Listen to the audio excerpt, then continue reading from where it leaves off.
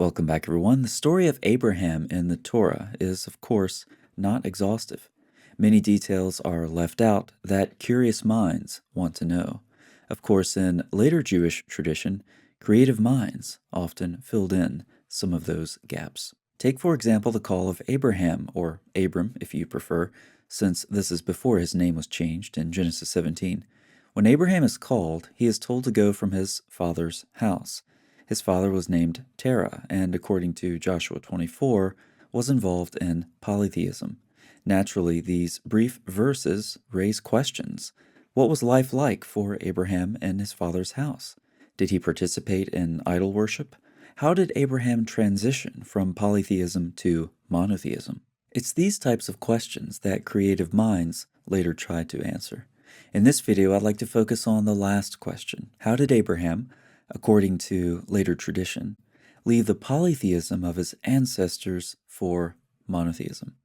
The Apocalypse of Abraham, written within the first couple of centuries AD, has the most developed answer to this question, though much of the main themes that we see in this story are definitely found elsewhere, as we'll see.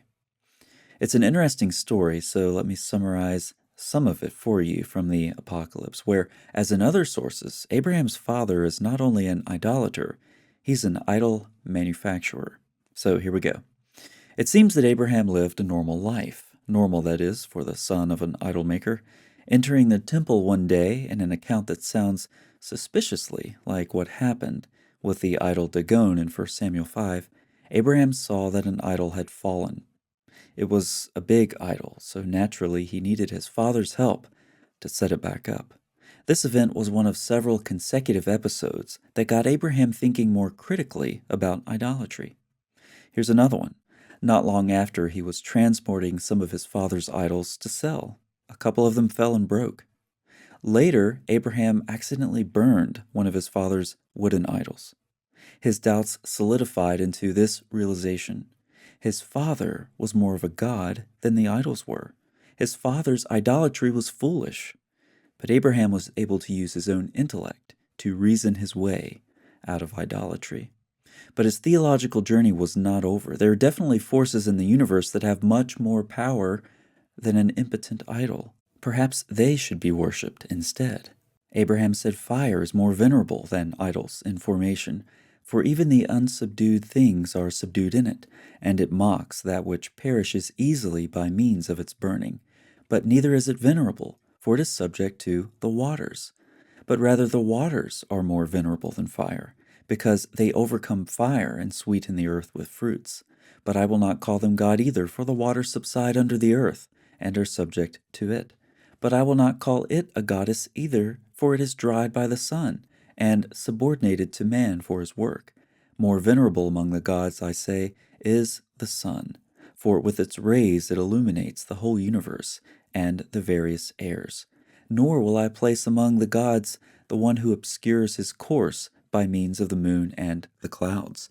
Nor again shall I call the moon or the stars gods, because they too, at times, during the night, dim their light. Listen, Terah, my father, I shall seek before you the God who created all the gods supposed by us to exist. Abraham's ability to refute idolatry by using his discernment of how the natural world works is found in other Jewish texts as well, like Genesis Rabbah, a commentary on Genesis written from around 300 to 500 AD.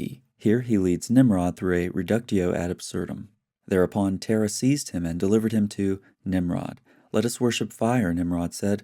Let us rather worship water, which quenches fire, Abraham said. Let us worship water, Nimrod said. Let us rather worship the clouds, which bear the water, Abraham said, and so forth. So you see in this rabbinic commentary on Genesis, Abraham's discernment is key to refuting idolatry. There are other examples of the same idea. I'll briefly show you a few. Josephus asserted that Abraham's observation of the natural world, coupled with his reason, led him to the belief in one God. In the book of Jubilees, Abraham's observation of the natural world likewise was key to his belief in the one God. Philo, additionally, says Abraham extrapolated a single creator of the universe by observing its natural order. by now you've seen how popular this motif was. Abraham's discernment, based in large part on his observations of the natural order, played a crucial role in his rejection of idolatry. Lots of authors appeal to this story, including the author of chapter 6 of the Quran. Here, the Quran likewise records Abraham's journey to monotheism. You're already familiar with how this is going to progress. You've seen it before. When night descended on him, that is, Abraham, he saw a star. He said, "This is my Lord." But when it set, he said, "I do not love what vanishes." When he saw the moon rising, he said, "This is my Lord." But when it set, he said, "Surely if my Lord does not guide me, I shall indeed be one of the people who go astray." When he saw the sun rising, he said, "This is my Lord. This is greater," and so forth. The similarities with the Apocalypse of Abraham, Genesis, Rabbah, Jubilees, etc. are readily apparent. Abraham in the Quran and in Jewish tradition, therefore, uses his discernment of the natural order to refute idolatry and move to monotheism.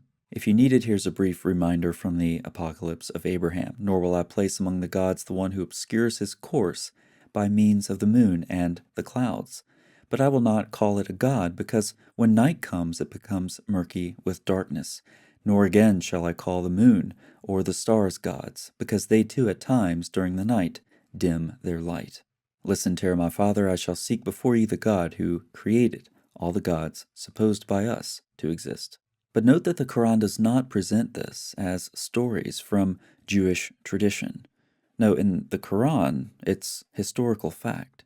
Remember when Abraham said to his father, for some reason called Azar, "Do you take idols as gods? Surely I see you and your people are clearly astray." In this way, we were showing Abraham the kingdom of the heavens and the earth. Before we wrap up, let's look at some attempts by Muslim commentators to distance the Quran from its sources. Commenting on these verses in Surah 6, the Study Quran reads, "As noted above, commentators differed over whether the demonstration of God's transcendence relative to temporal phenomena in these three verses represents Abraham's own gradual realization of pure monotheism through a process of intellectual deduction, or is simply Abraham's rhetorical argument against his people's idolatry. So which one of these is it? Is it Abraham's gradual realization through the process of intellectual deduction, or is it a rhetorical argument? We've seen this time and time again. The answer is clearly Abraham's intellectual deduction. But the authors apparently want to distance themselves from that, so they opt for the latter, saying this was Abraham's rhetorical argument. They continue, "The latter interpretation seems to fit best the surrounding context, since Abraham's discourse in these verses is preceded by his explicit criticism of idolatry and his being shown the dominions of the heavens and the earth." According to this latter interpretation, Abraham's statement, "This is my Lord," upon seeing the star and then upon seeing the moon and the sun, was not made in earnest, but rather sarcastically or in jest, perhaps with a tone of incredulity, as if to say, "Is this my Lord?" However, this interpretation is clearly contrived. The context in the Quran indicates that it is not all trying to be in chronological order. Further, verse 74 fits best as a brief summary that introduces the account that follows in verses 75 and on. With respect to a rhetorical argument, there is no hint that Abraham is saying these things in jest in the Quran. Abraham's thought progression in these verses follows precisely what we see in pre-Islamic Jewish tradition. On the contrary, then, the best interpretation of these verses is the interpretation that we see in Jewish tradition for hundreds of years before the Quran was written, Jewish tradition with which the Quran's hearers would have been familiar. Attempts like this to interpret the Quran apart from its sources is a poor substitute for reading the Quran in context.